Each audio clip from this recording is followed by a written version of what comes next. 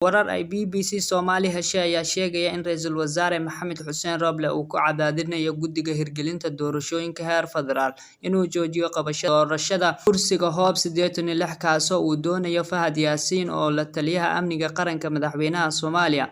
Xubno ka tirsan guddiga oo ka gaabsaday in magacyadooda la shaaciyo ayaa BBC Somali u sheegay in Ra'iisul Wasaaraha uusan sheegin sababta uu u rabo in dib loo dhigo doorashada kursigaasi. Uu hadda ku fadhiyo Faarax Sheekh Cabdiqaadir oo mar ahaa wasiirka cadaaladda ee Soomaaliya. Lama oga go'aanka uu guddiga ka qaatay dalabka Ra'iisul Wasaaraha iyo in la joojin doono qabashada doorashada Hoob 86.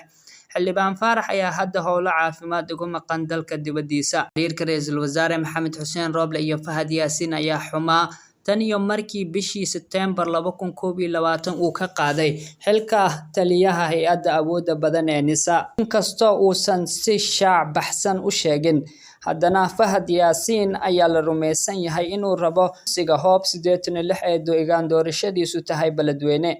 Fahad Yaasiin ayaa la rumeysan yahay inuu xiriir wanaagsan kala dhaxeeyo maamulka ka jira Beledweyne iyo madaxweynaha Hirshabelle Cali Guudlaabe Xuseen. Arrintan ayaa kusoo beegmaysa xilli weli uu taagan yahay khilaafka u dhaxeeya madaxweyne Maxamed Cabdullaahi Farmaajo iyo Ra'iisul Wasaare Roble. Ra'iisul Wasaaraha ayaa 27 bishii December 2021 ku eedeeyay madaxweyne Farmaajo inuu isku dayay afgembi lagula wareegayo awoodda xafiiskiisa. Arrintaasi uu beeniyay xafiiska madaxweynaha iyo markaas ma jirin wax heshiis ah oo dhexmaray labada hogaamiye. Doorashada Soomaaliya ayaa maraysa meel xasaasi ah iyadoo xubnaha cusub ee golaha shacabka ay ka mid yihiin saraakiil ciidan iyo kuwa ka tirsan sirdoonka Soomaaliya.